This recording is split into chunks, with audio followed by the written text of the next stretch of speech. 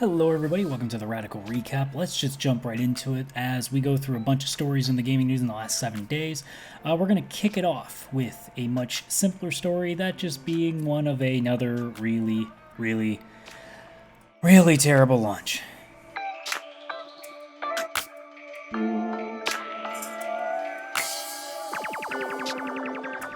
So while I haven't had that many issues with the game myself, the launch for Phantasy Star Online 2 has been, well, not so great.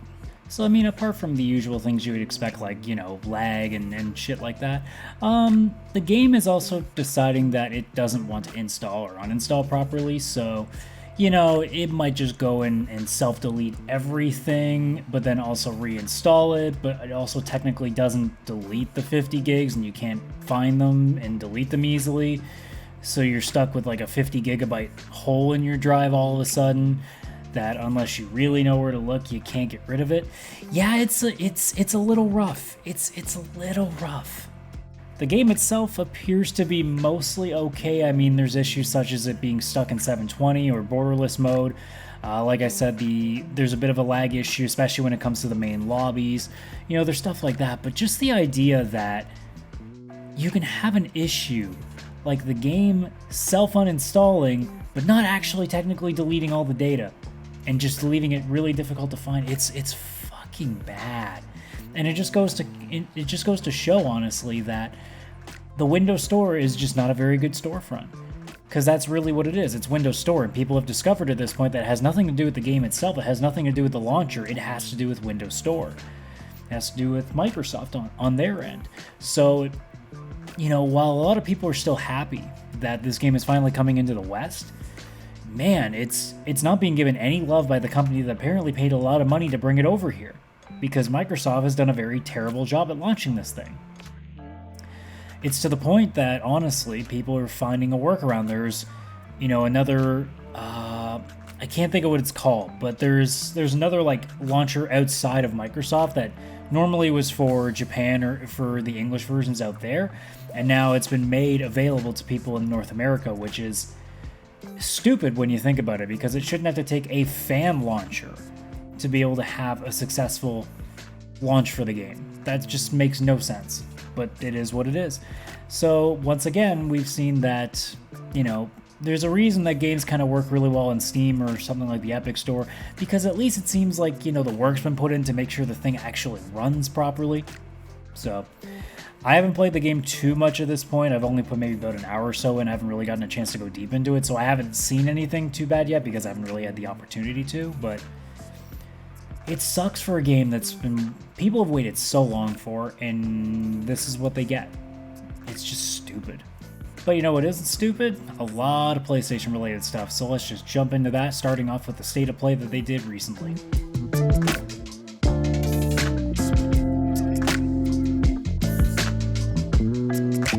So as you can see in the background there, that is exactly the state of play for Last of Us 2. Now, obviously we've gone through things like the leaks on this channel before. That's a whole different ballgame. What I saw in the trailer itself, the state of play, I mean, as somebody who doesn't play Last of Us, I never saw anything to make me go, okay, now I really got to play this game. That part wasn't going to change. I don't think there's anything that, honestly, they could have done to grab my attention, because the kind of change they would have to go through would be something akin to what God of War did. And I even haven't gotten around to playing God of War, even though I've been kind of interested in it. But, Last of Us 2, from what I see in this, if you were already in on this series, then all this did was just make it even easier for you to make that purchase. But the downside is, if you're somebody who hasn't really had an interest in the game, or if you didn't even like the first game like I did, they didn't really do much to add into it. I mean, it's added a lot there in terms of the traversing that you can do, obviously a crafting system, the AI seems to be really smart now. So there's a lot in there that makes it seem like they've put the work in, and it makes it seem like it's going to be well worth its purchase. And it really is just going to come down to the story in the end. And that's the part that is going to be really interesting.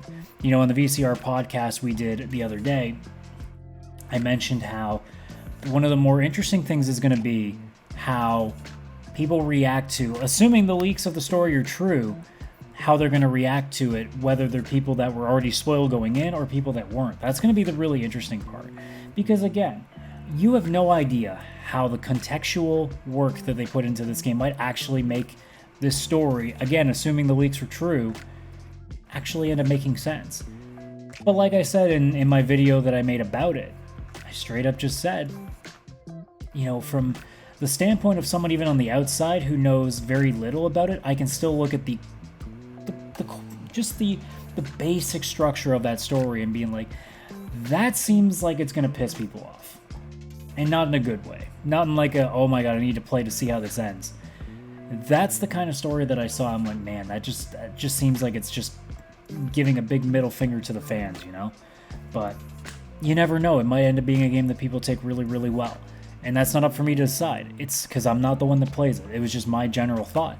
But I mean, if everybody out there goes and says, you know what, it's well worth it, it's still that good, then great on them. And I really hope that too, because a lot of people put work into that game, and it would be really sad if it ends up just being a pile of shit and people just don't go for it that well because of something that, honestly, they had no control over. They were just making a game. The story wasn't something they did.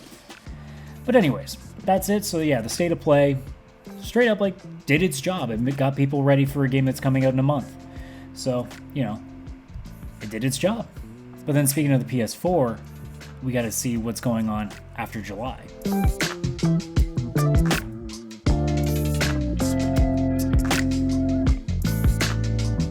So directly from Sony, any game that is being made for PS4 and released after July has to be compatible to go forward with the PS5.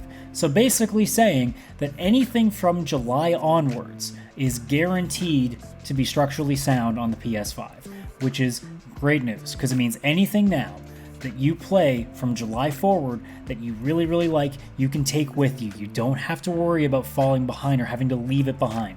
Now, this doesn't necessarily mean that there are going to be games before July that might not work. It may just have to do with a quick tweak. Maybe some certain games have to get just patched a little bit to work with the framework. But generally speaking, it's pretty much a lock now that PS4 is definitely going to be backwards compatible with PS5. It's just how, or sorry, I should say the reverse. PS5 is going to be backwards compatible with PS4. I mean, we assumed it was all going to be like that. So it makes perfect sense. It just now is a confirmation, and we now understand that you don't have to worry about anything that you buy that was released in July anymore. You can just think, okay, whatever I get from this point onward until I get that PS5, I can guarantee that it's going to work. And that's amazing, because now it just takes a big load off of people's shoulders, and because at that point too, not everybody's going to get this console, assuming it comes out in the holiday season this year, because obviously it's not like there's a pandemic going on and people are being a little bit more cautious with their money. I mean, I'm not planning to get it myself until at least the holiday season next year, probably. So there is definitely a lot of time to have a bunch of games that either are released after July, or I have played through and maybe want to continue forward going into that. I mean, that's the thing too, right? Is that's a really long window to have a lot of games that you either just don't get right away because I'm not a full price buyer these days, or I mean, just games that carry over and do well. Like say Outriders would be a great example. You play it on PS4 for a while, you don't have to worry. You just you just keep plugging that sucker in. You can keep playing it like nothing's wrong. So it's a great thing. It eases people a little bit, but obviously there are a lot more important things to go on with that, because in less than 7 days, we're going to find out almost everything about this friggin' console, finally.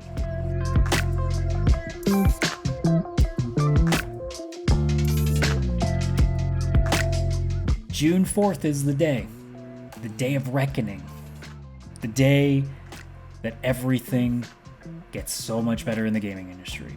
Now, obviously with Xbox Series X, it's already starting, but with the PS5, from what it seems to be, this is going to be one of the more pivotal events of this entire year, because it's going to get so hype and it's going to get so interesting to see specifically what this console does, because there's so many possibilities. I mean, we know a little bit already. We know about the loading times going down. We've seen what Unreal Engine 5 is capable of on that hardware, so we know quite a bit already. But there's so much more that we don't know. We don't know the cost. We don't know... Actually, no, I think we do know the hard drive space, but I mean... We don't know things about... There could be cool gimmicks, like finally being able to make custom controllers through Sony. The UI, the way the home screen works, the way the store works, the way the interface goes. Obviously, whether or not... What the create button, that's a big thing too for creators like me, for obviously Vish and Chris there on the VCR Podcast. We're all looking forward to see what's going on there. But then, of course, what are they going to announce for games? I would assume Horizon 2 would be one. I would assume some of the things we've already seen for other consoles, like Outriders and things of that ilk. But that's going to be the beauty. And we talked about it as well on the podcast about, remakes and remasters being so over the top and silly. I really, really hope that we kind of get away from sequels all the time and remakes and remasters and really focus on the things that are important, which is the new stuff.